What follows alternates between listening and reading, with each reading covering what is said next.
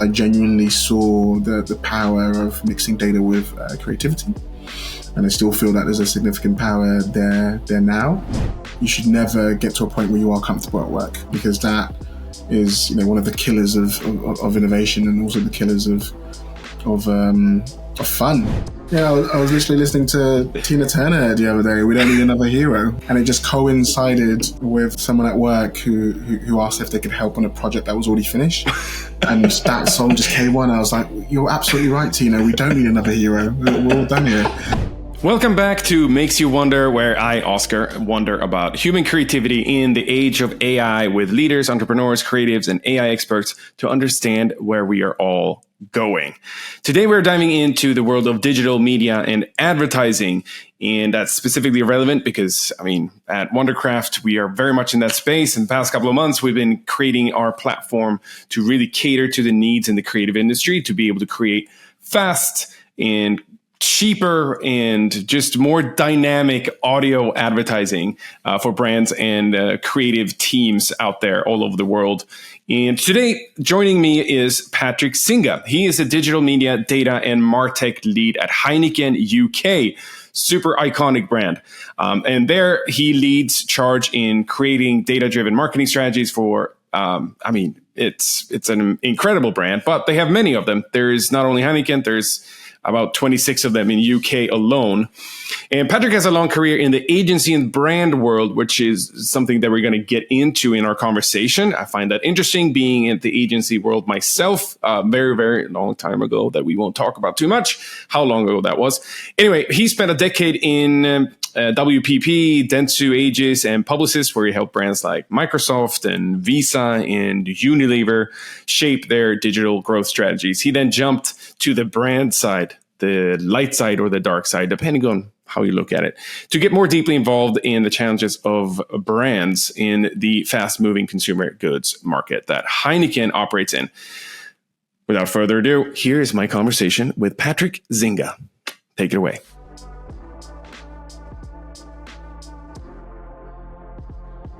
Patrick, welcome to Makes You Wonder. Where does this show find you in the world? Where are you? I'm in sunny London, and it's very rare to put those two words together in one sentence. But for today, at least, it's sunny. Well, that's lovely to hear on a Monday morning here for me in New York. It's sunny here too. It's sunny in London. Congratulations. Yeah. So after this, I'm assuming you can just go out and enjoy that for a little bit. No, we'll do what all Londoners do: stay inside when the sun is out, just in case. You never know. So yeah, I'll probably be in front of the TV and open up a book and try to pretend to pay attention to either. So yeah, that's a very honest recap of a Monday night. I'm probably definitely going to do the same. So sounds pretty good.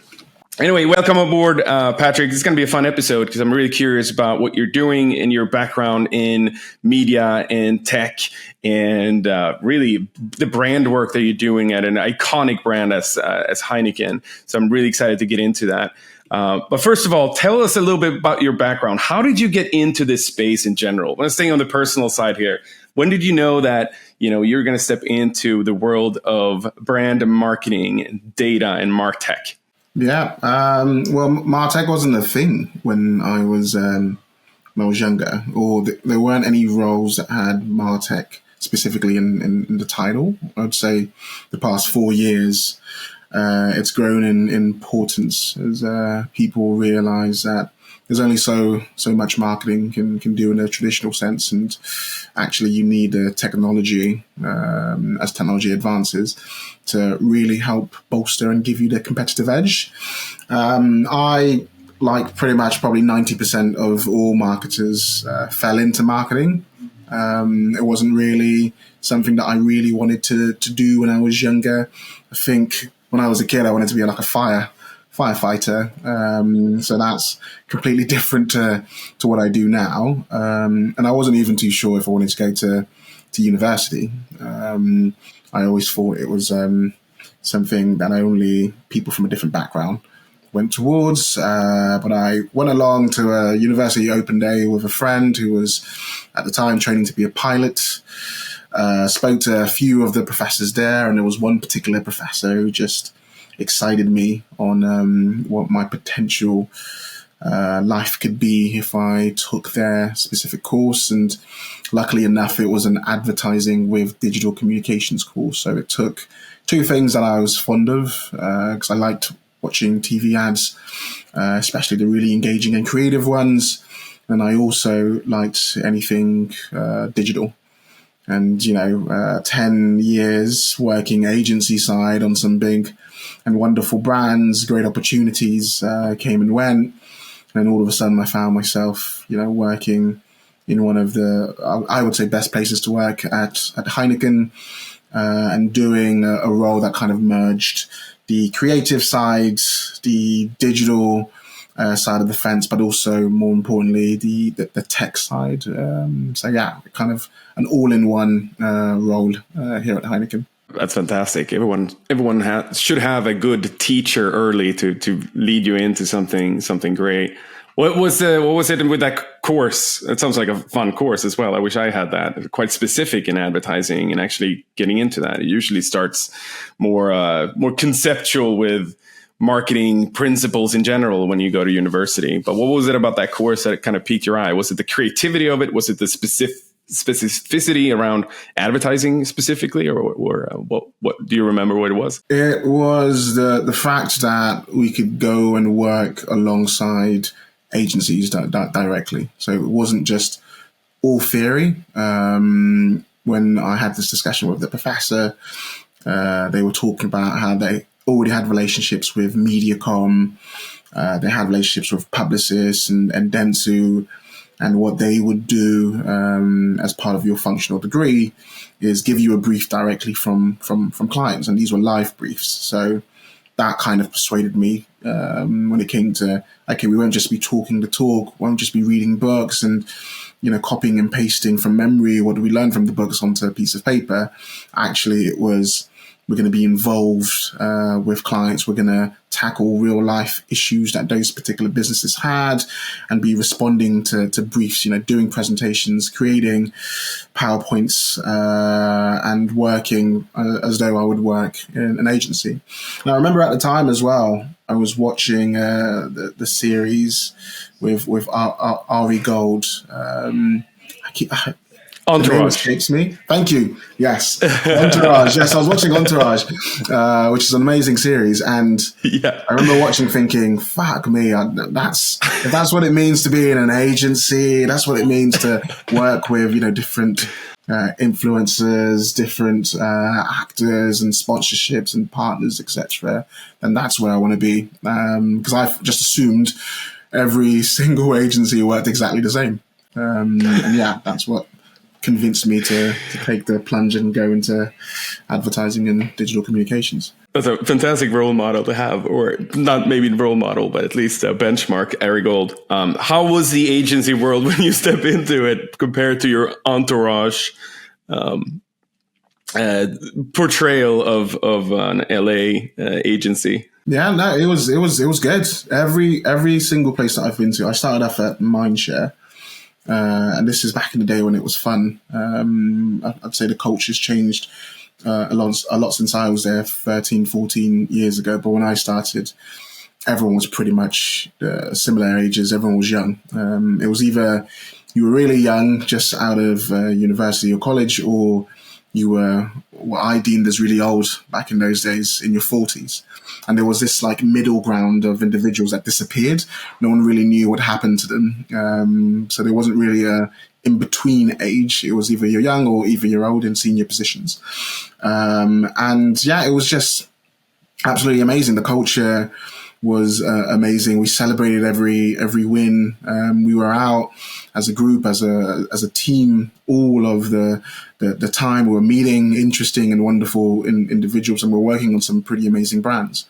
I was very lucky and fortunate enough to work on Unilever, which has a massive array of great, powerful, brilliant brands like Dove, like Lynx or Axe, like Tresemme, Tony and Guy, Ben & Jerry's, all these amazing brands that I could actually work on and feel as though I was making a massive difference. I think that was one of the things that I loved starting in Mindshare. It genuinely felt, even though I was doing reporting and analytics for 90% of my time in my starting role, it still felt as though what I was contributing was doing something for the business and driving the business forward. And I was proud to, look at ads on TV and tell friends and family, oh, I'm actually working on that. Or I have worked on that, and I know what's going to happen next with regards to that. So it was always a matter of pride more than anything else, excitement of working on the brands that we worked on. Amazing. You touched upon, this show is all about creativity and technology. And you touched on technology before when you even in your university course, and you can actually be practicing the art of advertising and actually creativity then at the agency. What do you remember from that in terms of the creative process back then, maybe compared to what you're doing now or how you work with media agencies? I know you're in-house at Heineken now, but I'm sure you work with agencies now.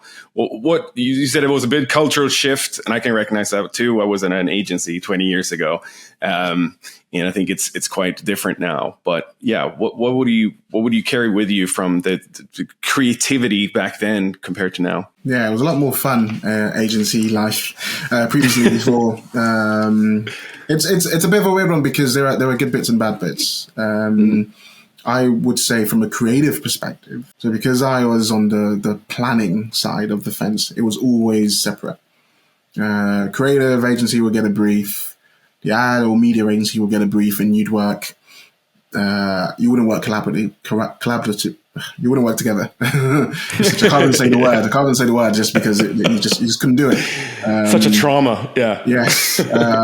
So you'd always be natural enemies. You'd have the people putting the plans together, getting the data, saying the audience is doing X, Y, Z. And then it just always seemed like the creative agency were in fairyland and coming back with the most weirdest but wonderful suggestions that sometimes didn't make any sense. But as you sort of grow older, and what I've seen in general is there is much more effort now to work more collaboratively across the board with creative as well as data, planning, strategy, and tech. It all sort of needs to inform each other. One always informs the other. So I feel like we're in a much better place when it comes to connecting creativity with data, media, and technology than we've ever been previously before.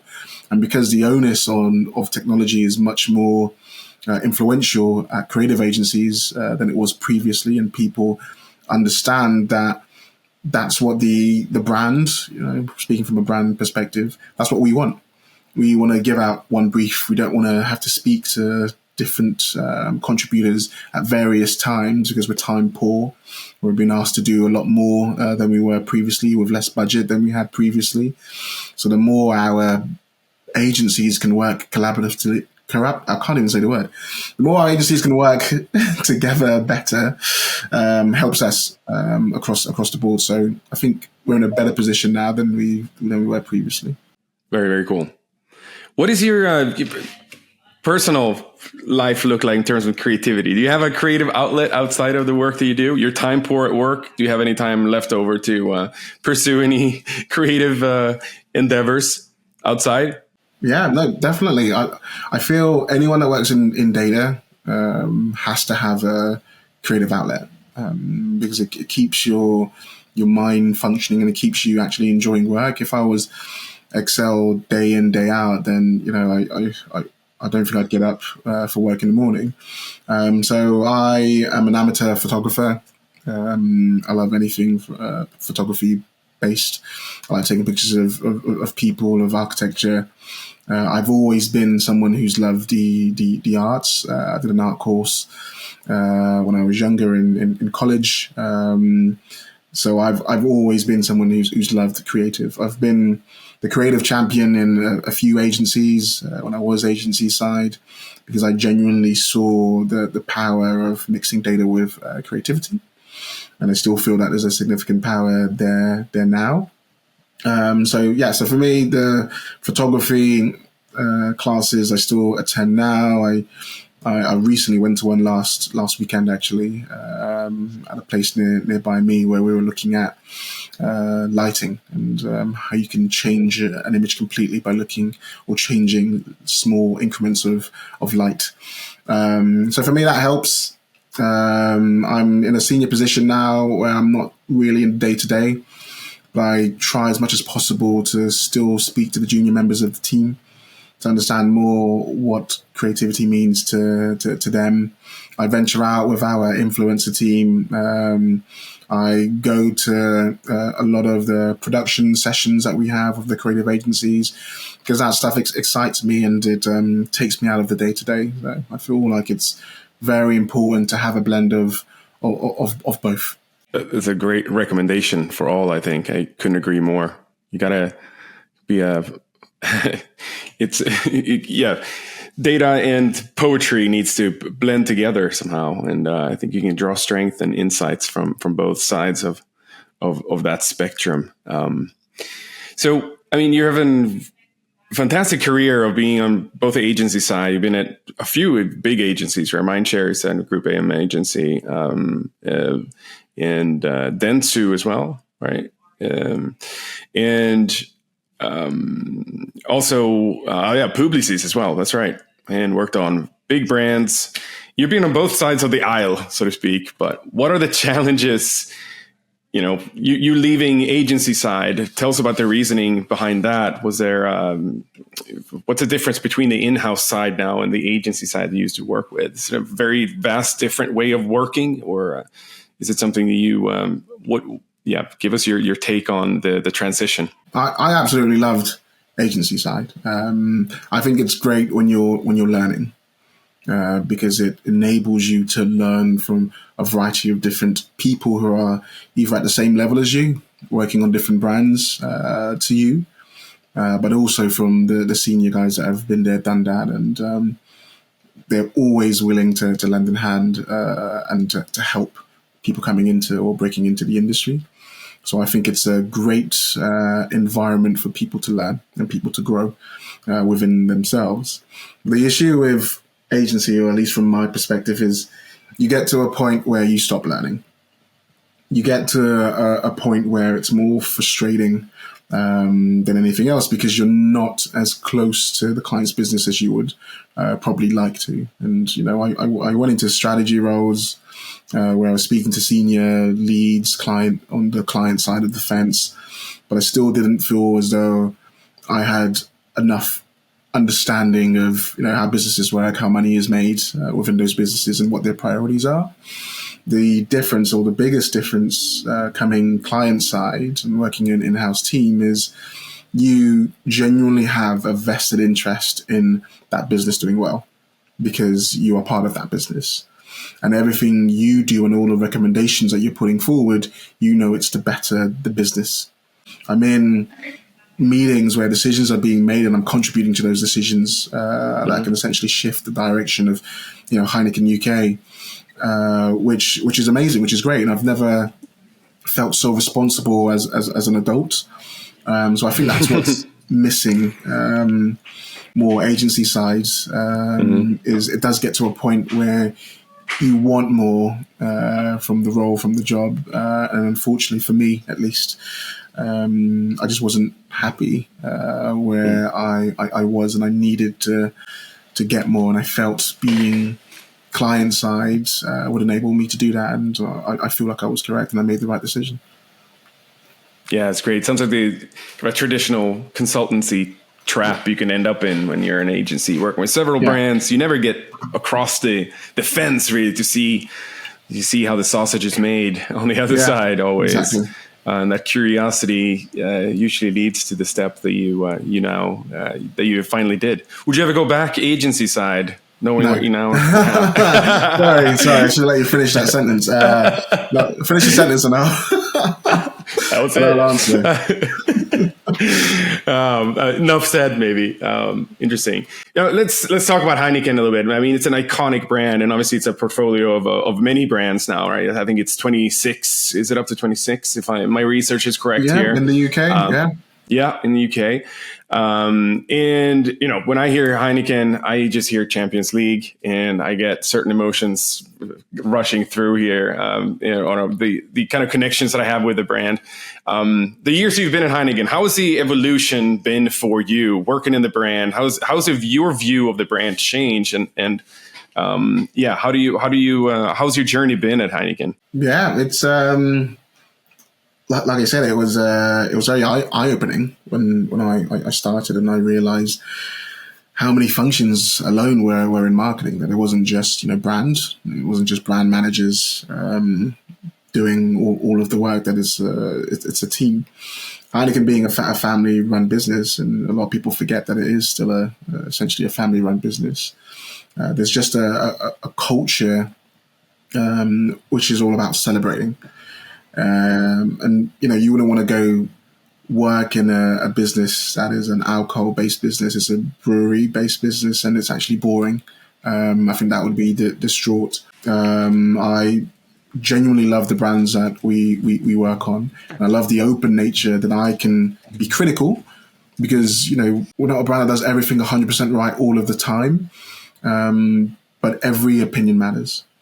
And every opinion, whether it's from me in my position, whether it's someone in my team at a more junior position, their opinions matter. And that is something that is pushed across all of the business, that no matter who you are, no matter what background you have, which function you're in currently in the business, a great idea can come from anyone. And we've executed and pushed ideas from people in our sales team, from our customer teams, from brand teams, of course, at a more junior level, because we genuinely believe a good idea can come from anywhere. And I think working in that sort of environment enables you to be a bit more creative. It enables you to take a lot more risks and think to yourself, well, actually, what if we did it this way? There's a bit of a red thread throughout my conversations on this show with especially people from bigger agencies and companies around organizing for creativity.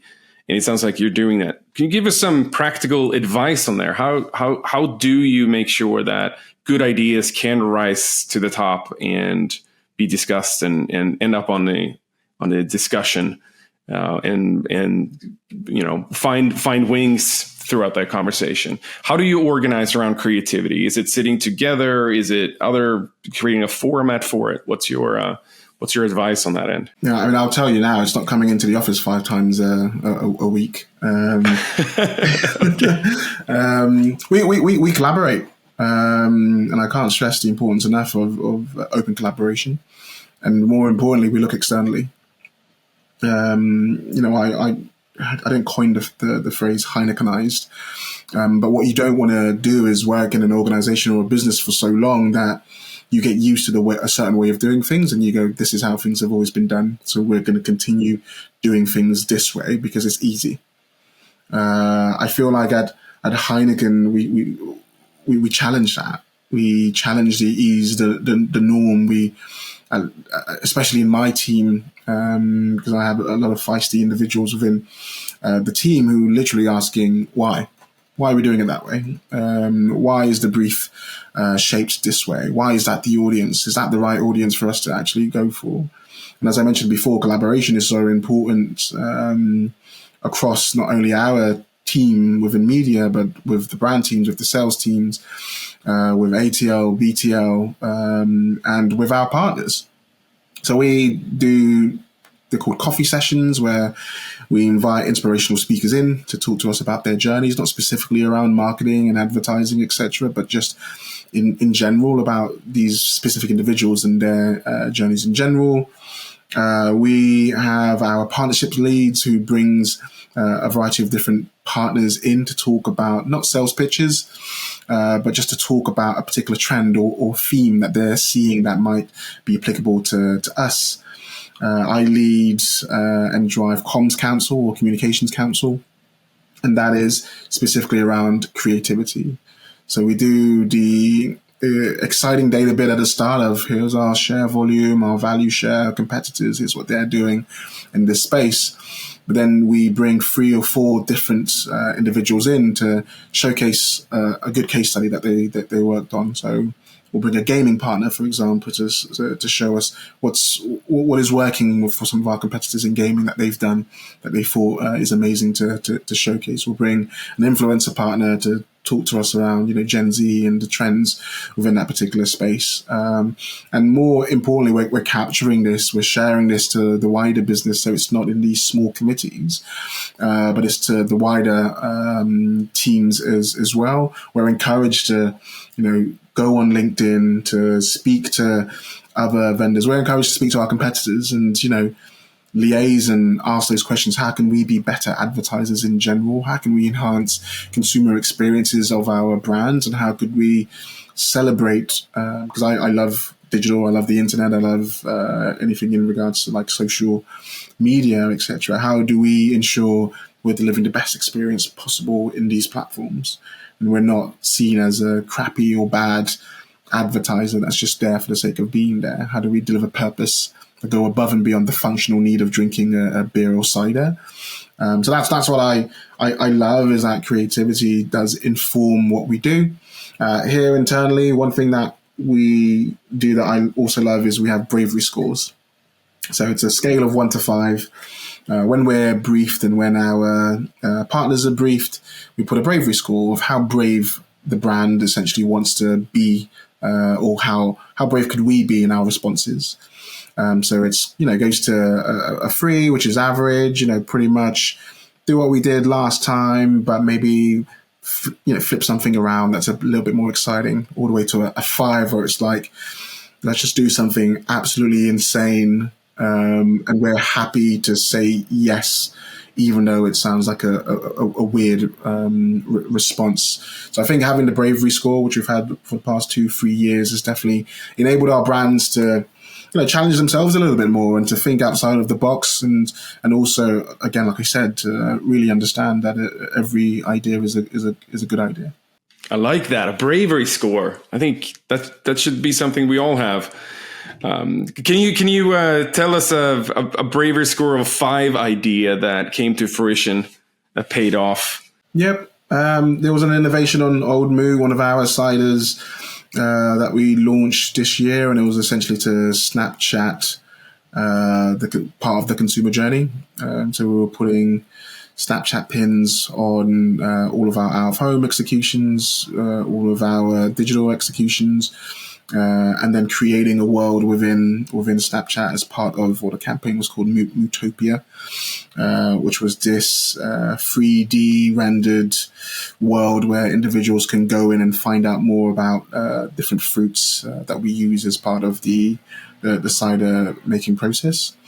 And it meant that they could discover the brand above and beyond just seeing an ad and going, "Oh, that's a nice ad." But they could actually go into this world and explore a little more in regards to what the world has to offer, and find out more about the brand. And if you knew Old Moot, we don't put a lot of investment each year into our above the line activation. It was kind of like the first year it had sufficient spend put behind it. So you'd think, we'd be reluctant and do what we always do. We do, typical brand reach, large reach activations with a simple, go buy now or go purchase now, as opposed to, okay, let's build a digital experience. Let's, Snapchat all of our out of home activations. And let's create a new asset that we've previously haven't actually put together before, and that's something that we were able to do this year. One of my favorite executions is when we changed the icons of a specific map. So when individuals utilize this map, they could see one of our characters as the icon. So this was like total integration with the app, which we previously hadn't done before. So it's just things like this. Like I said, still using technology, because again, we're integrating into an app. We're using Snapchat above and beyond. We're creating a digital space for consumers, but it's also adding that creativity to the mix as well, using the characters of our brands to really elevate what we're doing versus what we're seeing our competitors do. So, I mean, you lead a pretty big group or endeavor over at Heineken across all brands and digital media activation. And I mean, that has changed a lot during the past just 10, 15 years during your career, right? How media has evolved into so many different channels.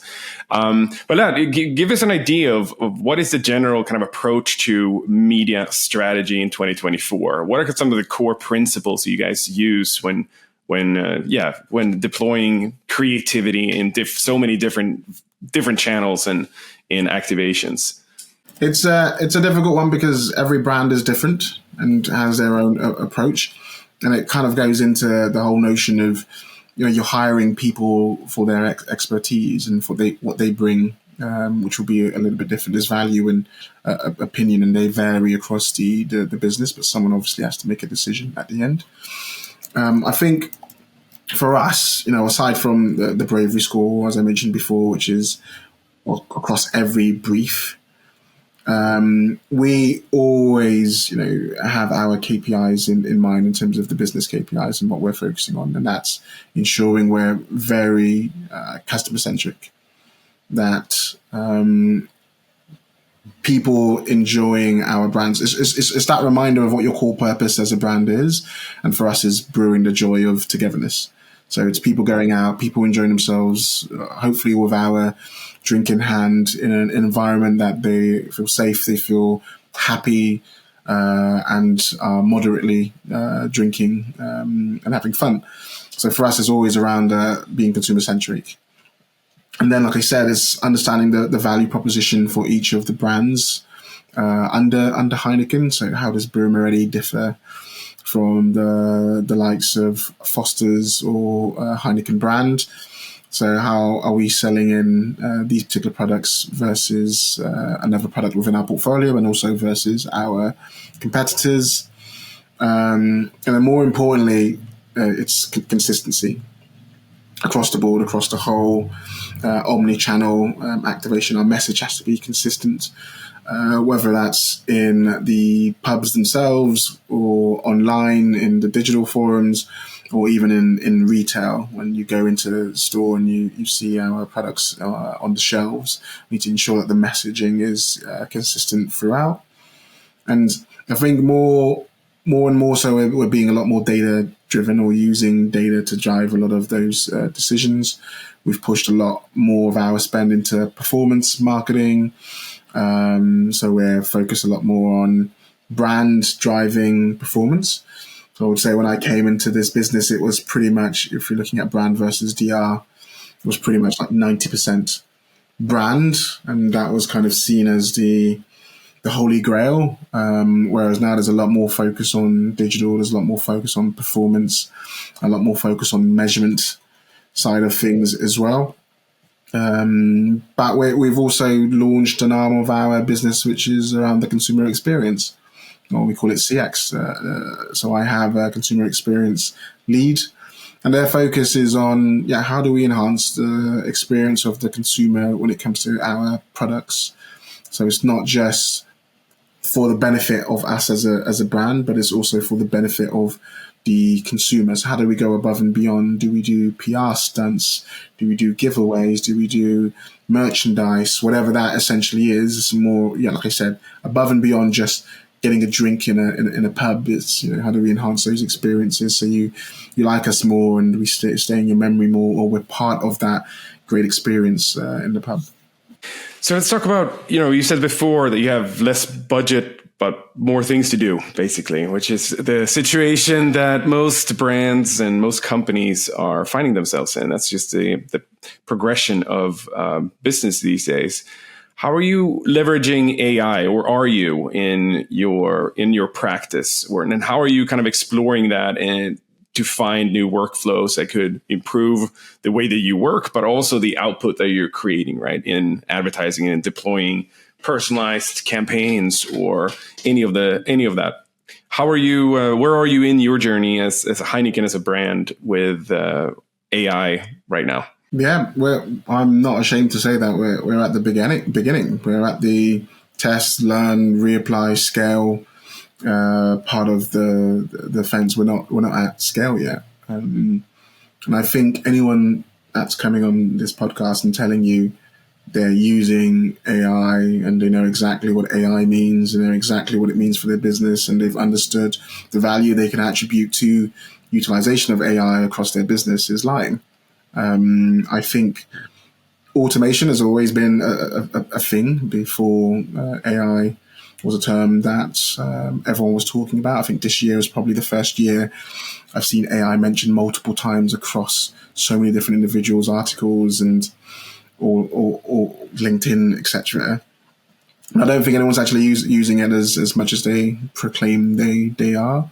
Whereas I'll be honest, we are testing everything. We've got AI-enabled activations in platform like Performance Max, like the Meta products, Amazon products. And we're seeing efficiencies in how we buy and our bidding processes within the online space, but not significant enough that I'm going to get twice my bonus next year. Because automation has always been a thing. I worked in programmatic, when programmatic wasn't even a word, it was real-time bidding. And we were saying those are, assisted bids from a machine that you use to plug in and say, this is what I want, this is the bid I'm going to put forward, and that machine would make the decision for you. So automation, like as I mentioned, has always been around. And we aren't at the point where it has the human intelligence of a 30-plus-year-old to understand and know, okay, shift the budget here, move the budget there, because of something that specifically happened externally outside of the digital space. So again, we'll always keep an eye on technology and always try to figure out what it means for us and understanding the value in which it can deliver. But I'm one of those individuals that says, AI is not going to take our jobs. If anything, it's going to create jobs. And I was having a conversation with someone the other day in regards to this. Every time new technology comes out, there is fear. There's always fear. There's always people saying, "Oh no, this is going to happen. They're going to take our jobs, and Skynet will come and destroy the human race, etc." Every single time new technology has come, but there has never been more people working in the world than there is currently now, and that's with all the new technology that has essentially been created. So it just means, instead, as human beings, we've got to be agile and adapt, utilize that technology to the best of its use, and create jobs that don't exist now. Like I mentioned before at the start of this conversation, a MarTech lead wasn't a thing, but it is now. And there are loads of roles now that have MarTech as part of the title, where 3-4 years ago, this wasn't a thing. So I'm an optimist in terms of what AI might bring in the future. But I don't think we're there yet for me to say, oh, it's having significant changes and implications to how we buy media and how we market to our consumers. The biggest, area in which it can help and make better is probably the creative space as a prompt to get us to start thinking outside of the box a little bit more. Because even creative people that work in creative agencies sometimes get bored and regurgitate the same ideas, and using an AI system or an AI prompt that allows you to explore a little bit more and to bring newer ideas, generate new ideas in front of you, so you can then change it a little bit, make it a bit more brand specific. I think that's the future, and that's what we need to focus on, is the production and the creative building side of the fence. I love that. I share that sentiment as well. It's what we're building at Wondercraft too, is something that empowers your creativity. We're focusing on audio right now to be able to get more brands to just think audio, to be able to sketch audio with different voices and do many, many iterations of it. So you can even go down and create variations to personalize it to a large degree. And we subscribe to that same philosophy. Is there anything in your work, two things here, is there anything with AI that you look forward to, that you like, this is something that, apart from the creativity, is there anything in how you at the Heineken brands could utilize AI, and you can see something you do in the future to enhance the way that you're working, or utilizing data to find new insights? So what are the interesting areas when you look at AI in the future? Is there anything you're seeing, or something you just think about as a prospective, interesting evolution of AI.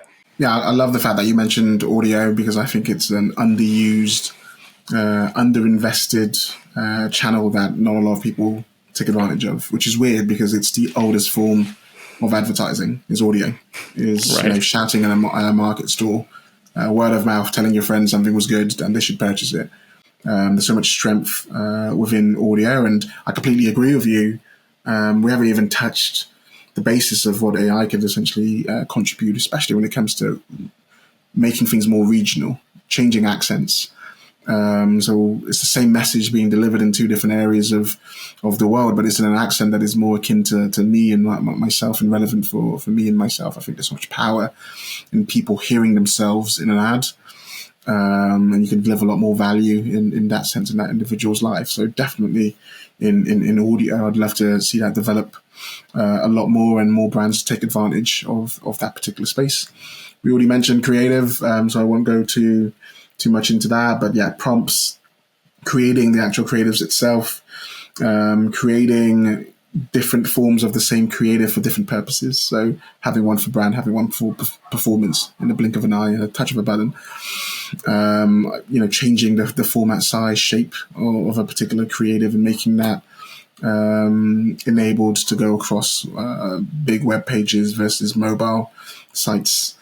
But more importantly, I'd love to just build a predictor, do a scenario planner where you put in your budget, you say this is your channel mix or where you want to put your ads, you plug in your audience, and you let the platform and system give you a visualization of what that could potentially look like in terms of results.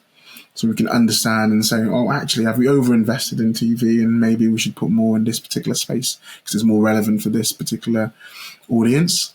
And then we bring in brand metrics into that as well. How is that doing in terms of differentiation, in terms of salience, and how will that impact our volume and share? If I can have a machine that gathers all of the data from what we've previously done, and then builds a scenario of, actually, if you put in 20 grand more here, then this will be the impact afterwards. If you reduce your spend in radio, then this is the impact that it might have.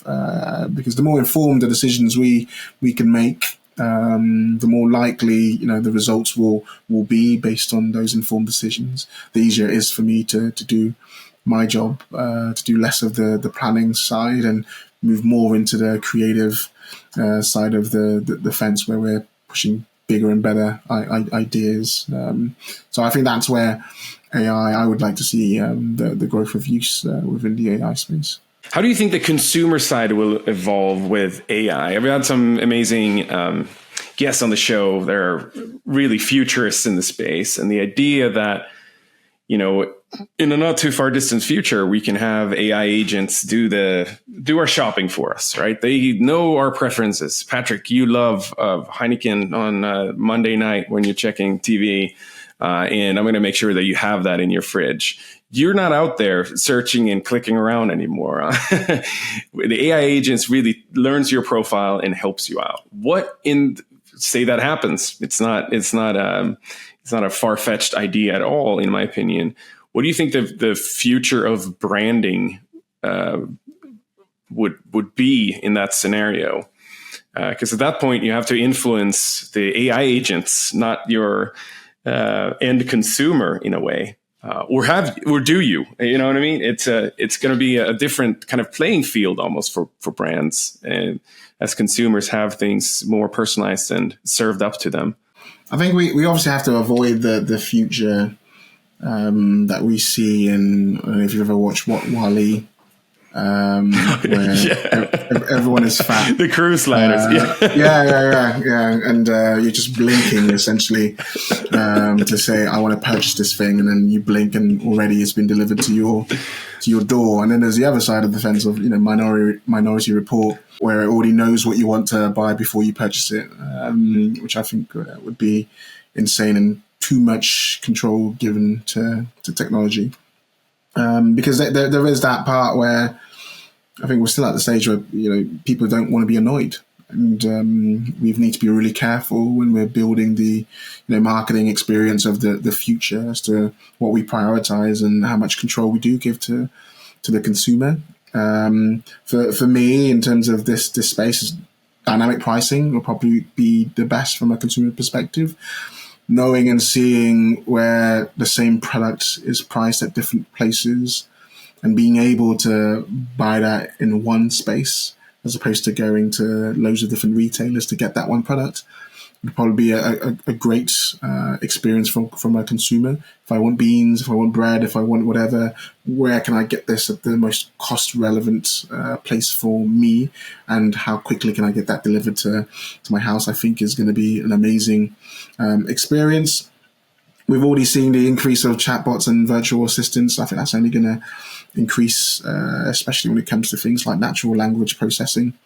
We just need to get to a point where those calls, when you are calling and speaking to an AI system, they actually understand you better and they understand dialect better. So it feels like more of a human interaction as opposed to, I know for a fact I'm speaking to an automated system that's looking for specific prompts. And for me, it's the improved shopping experience. Give people a reason to get out of the house.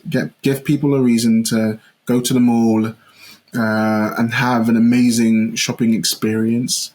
So they don't just do online purchases and online buying. Give people a reason to actually go in store, have specific direct sales on in store where they can try the outfits. What I kind of hate, I think ASOS currently have it at this particular moment in time, is where you can get a screen and then try on the outfit and think, oh, this looks nice. Because I've purchased an outfit once from utilizing that product. It came and it did not fit. Oh, yeah. And it was not the same color as the image, etc. So it's good to see people are trying loads of different technologies to, again, make it an easier and better experience for consumers.